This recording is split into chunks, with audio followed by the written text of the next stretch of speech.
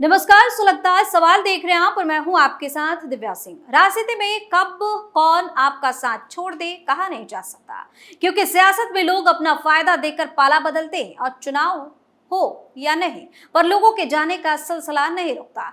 लोकसभा चुनाव के वक्त कई बड़े बड़े नेताओं ने पाला बदला और दूसरी पार्टी में चले गए, लेकिन ये सिलसिला अब भी रुका नहीं है और अब भी नेताओं के पार्टी छोड़ने का सिलसिला लगातार जारी है।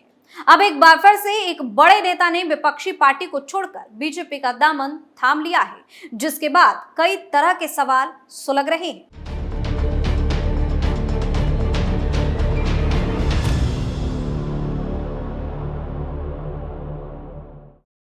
विपक्ष से क्यों नेता हो रहे नाराज?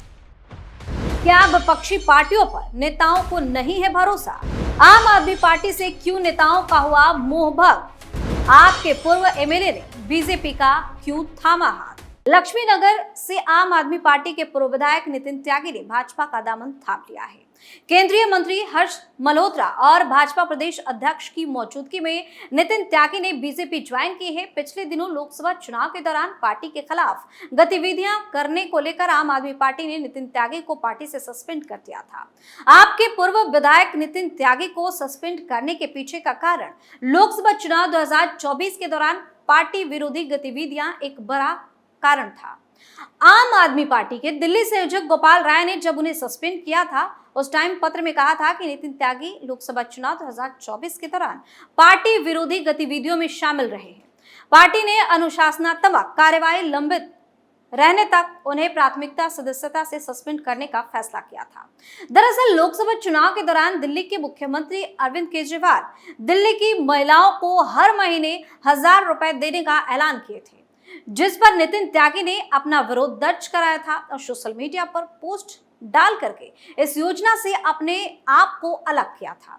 बता दें कि लक्ष्मीनगर से पूर्व आप विधायक नितिन त्यागी का एक वीडियो सोशल मीडिया पर वायरल हुआ था। उन्होंने आम आदमी पार्टी की स्कीम पर सवाल उठाते हुए कहा था कि पार्टी झूठा प्रचार कर रही है। नितिन त्यागी ने महिलाओं के लिए आपकी स्कीम पर सवाल उठाए थे। उन्होंने कहा कि आम आदमी पार्टी सिर्फ चुनाव जीतने के लिए झूठा प्रचार कर रही है। नितिन त्यागी ने सोशल मीडिया पर वीडियो जारी करते हुए कहा था कि हम लोग हर जगह पर 1000 रुपए वाला फॉर्म भरवा रहे हैं, ये गलत है और झूठ है। अभी स्कीम पास नहीं हुई है और इसके पास होने की कोई संभावना भी नहीं है। जिनके कार्यकर्ता गली मोहल्ले में जा जाकर ये फॉर्म भरवा रहे हैं, कल आप लोग अपने गली मोहल्ले में मुंह दिखाने के काबिल नहीं रहोगे, तो ये दूसरा पर्चा लेकर फिर रह रहे होंगे कि देखो एलडी पास नहीं होने दे रहे। वहीं आपको बता दें कि अभी हाल ही में मुकम्मल हुए लोकसभा चुनाव से पहले और चुनाव के दौरान भी कई नेताओं ने पार्टियों को अलविदा कह दिया, लेकिन कुछ नेताओं का रिपोर्ट कार्ड भी सामने आया, जिसमें कुछ तो फेल हो गए लेकिन कुछ ने अपनी इमेज पूरी तरह से बचा ली। तो चलिए कुछ ऐसे नेताओं के बारे में बताते हैं। दरअसल इस बार लोकसभा चुनाव में मध्य प्रदेश में बड़े जोर-शोर से दल बदल का अभियान चला था। बीजेपी ने दल बदल की राजनीति के लिए पूर्व मंत्री नरोत्तम मिश्रा को न्यू ज्वाइनिंग टोली का संयोजक बनाया था। नरोत्तम मिश्रा के नेतृत्व में अनेक कांग्रेस पदाधिकारियों ने बीजेपी का दामन थामा, लेकिन खास बात यह है कि इन 3 विधायकों में से एक विधायक कमलेश शाह ही बीजेपी की कसौटी पर खड़े उतरे और उन्होंने अपने विधायकी से इस्तीफा भी दे दिया। लेकिन कांग्रेस छोड़कर बीजेपी में आने वाले 2 विधायकों ने अभी विधायकी से इस्तीफा नहीं दिया है, जिससे अब इन विधायकों को लेकर राजनीतिक गलियारों में चर्चा है कि इन विधायकों की बीजेपी में आस्था अधूरी तो नहीं। बता दें कि मध्य प्रदेश में विधानसभा चुनाव के बाद से ही मध्य प्रदेश में दल बदल की राजनीति का दौर चल रहा है। बीजेपी का दावा है कि अब तक 3 लाख से ज्यादा लोगों ने बीजेपी की सदस्यता ग्रहण की है। इनमें से 90% कांग्रेस नेता पदाधिकारी शामिल है। खास बात यह है कि महज 38 दिनों में कांग्रेस के 3 विधायकों ने भी दल बदल कर बीजेपी का दामन थाम लिया। दल बदल की राजनीति में कांग्रेस के पूर्व सांसद, पूर्व विधायक, वर्तमान विधायक, जिला पंचायत अध्यक्ष, उपाध्यक्ष, नगर पालिका अध्यक्ष, पार्षद सहित अन्य पदाधिकारी और कार्यकर्ताओं को बीजेपी की सदस्यता दिलाई गई है। इस दल बदल की राजनीति में 3 विधायकों ने भी पाला बदला था। पाला बदलने वाले विधायकों में सबसे पहला नाम आता है पूर्व सीएम कमलनाथ के करीबी कमलेश शाह का। अमरवाड़ा से 3 बार के विधायक कमलेश शाह ने 29 मार्च 2024 को कांग्रेस छोड़कर बीजेपी की सदस्यता ग्रहण कर ली। उन्होंने विधायकी से इस्तीफा भी दे दिया था। अब उनकी अमरवाड़ा सीट पर फिर से उपचुनाव हो रहे हैं। बीजेपी ने कमलेश शाह को ही अपना प्रत्याशी बना दिया है। दल बदलने वाले विधायकों में दूसरे नंबर पर हैं विजयपुर सीट से 6 बार के विधायक रामनिवास रावत। उन्होंने 30 अप्रैल 2024 को कांग्रेस छोड़कर बीजेपी की सदस्यता ग्रहण कर ली। वे पूर्व सीएम दिग्विजय सिंह के काफी करीबी बताए जाते हैं। उन्होंने कांग्रेस पार्टी पर अन्याय करने का आरोप लगाया था। उन्होंने कहा था कि कांग्रेस ने कई बार नाइंसाफी की, इस बार भी टिकट ऐसे प्रत्याशी को दे दिया जिसने मेरे खिलाफ 2 बार बूथ कैप्चरिंग की। दल बदलने वाले विधायकों में तीसरा नाम बीना से विधायक निर्मला सप्रे का है। निर्मला सप्रे ने 5 मई को कांग्रेस छोड़कर सीएम डॉक्टर मोहन यादव की मौजूदगी में बीजेपी की सदस्यता ग्रहण की। विधायक निर्मला सप्रे ने पार्टी छोड़ने के पीछे की वजह पीसीसी चीफ जीतू पटवारी और महिलाओं के लिए दिए गए बयान को बताया। उन्होंने कांग्रेस नेताओं द्वारा महिलाओं पर अभद्र टिप्पणी का आरोप भी लगा दिया। बीजेपी की इस कसौटी पर केवल अमरवाड़ा से विधायक रहे कमलेश ही खड़े उतरे और उन्होंने इस्तीफा दिया था, लेकिन अभी तक बीना से विधायक निर्मला सप्रे और रामनिवास रावत ने इस्तीफा नहीं दिया है। इनके इस्तीफे में हो रही देरी को लेकर अब राजनीतिक गलियारों में चर्चा है कि केंद्र में बीजेपी को पूर्ण बहुमत नहीं मिला है। ऐसे में इन विधायकों की बीजेपी में आस्था पर सवाल उठने लगे। वहीं दूसरी तरफ कांग्रेस नेता अधीर रंजन चौधरी को इस बार के चुनाव में हार का सामना करना पड़ा है। चौधरी को टीएमसी के उम्मीदवार और क्रिकेटर यूसुफ पठान ने चुनाव में मात दी है। कहा जाता है कि चुनाव से पहले ही अधीर रंजन चौधरी पार्टी के कुछ फैसलों को लेकर नाराज चल रहे थे। पश्चिम बंगाल कांग्रेस के अध्यक्ष अधीर रंजन चौधरी ने इस्तीफा दे दिया है। सूत्रों के मुताबिक उन्होंने पार्टी आलाकमान से कहा है कि जब ममता बनर्जी से पार्टी की बातचीत चल रही थी तब भी मैंने इस्तीफा दिया था, लेकिन मुझे रोक दिया गया था। अब चुनाव खत्म हो गया तो मेरा इस्तीफा स्वीकार किया जाए। हालांकि आलाकमान ने अंतिम फैसला नहीं होने तक पद पर बने रहने के लिए कहा है। अधीर रंजन चौधरी 2019 से 2024 तक लोकसभा में कांग्रेस के नेता प्रतिपक्ष रहे। इस बार के चुनाव में बंगाल के बहरामपुर से मैदान में उतरे थे, लेकिन टीएमसी नेता और क्रिकेटर यूसुफ पठान ने 80,000 से अधिक वोटों से मात देते हुए जीत हासिल कर ली। चुनाव में यूसुफ पठान को 5,24,516 वोट मिले थे, जबकि कांग्रेस के अधीर रंजन चौधरी को 4,39,494 वोट मिले।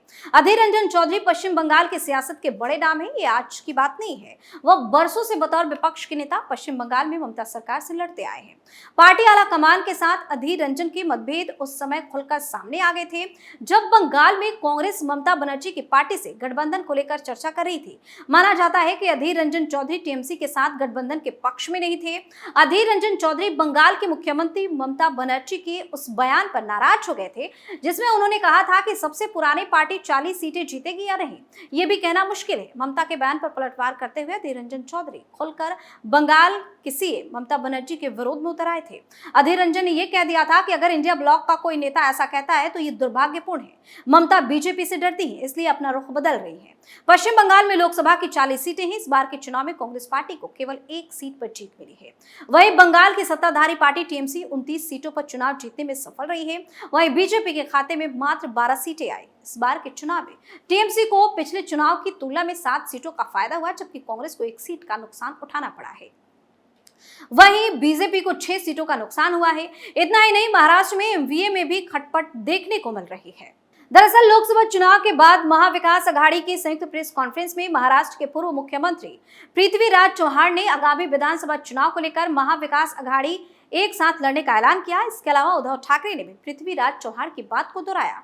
लेकिन महाविकास अघाड़ी में सांगली सीट को लेकर खींचतान एक बार फिर से शुरू हो गया है। सांगली से कांग्रेस के दिग्गज नेता विश्वजीत कदम ने सांगली की 4 से 5 विधानसभा सीटों पर दावा ठोक दिया, तो वहीं दूसरी तरफ एनसीपी शरद पवार गुट के जयंत पाटिल ने भी 2 से 3 सीट पर चुनाव लड़ने की बात कह दी। ऐसे में सांगली सीट को लेकर आने वाले वक्त में महाविकास अघाड़ी विवाद गहरा सकता है। लोकसभा चुनाव में निर्दलीय उम्मीदवार विशाल पाटिल यानी कि कांग्रेस नेता विश्वजीत कदम समर्पित उम्मीदवार है ये कि जीत से गदगद कांग्रेस नेता विश्वजीत कदम ने विशाल पाटिल को अपना सांसद चुनने के लिए सांगली की जनता को धन्यवाद देते हुए कहा कि कोई कुछ भी कहे, सांगली जिले में कांग्रेस विधानसभा की 4 से 5 सीटों पर चुनाव लड़ेगी और जीतेगी। वहीं दूसरी तरफ एनसीपी शरद पवार गुट के प्रदेश अध्यक्ष जयंत पाटिल ने इशारों में यह कह दिया कि राष्ट्रवादी कांग्रेस पार्टी भी सांगली की 2 विधानसभा सीटों पर चुनाव लड़ेगी। अब ऐसे में सवाल उठता है कि सीटों के बंटवारे के समय सांगली में बड़े भाई की भूमिका में कौन रहेगा, कांग्रेस, शिवसेना या फिर एनसीपी, या फिर लोकसभा चुनाव की तरह ही विधानसभा चुनाव में सांगली में सीटों के बंटवारे को लेकर पेच फंसा रहेगा। सुलगता सवाल में फिलहाल के लिए इतना ही। बाकी खबरों के लिए आप देखते रहिए कैपिटल टीवी। नमस्कार।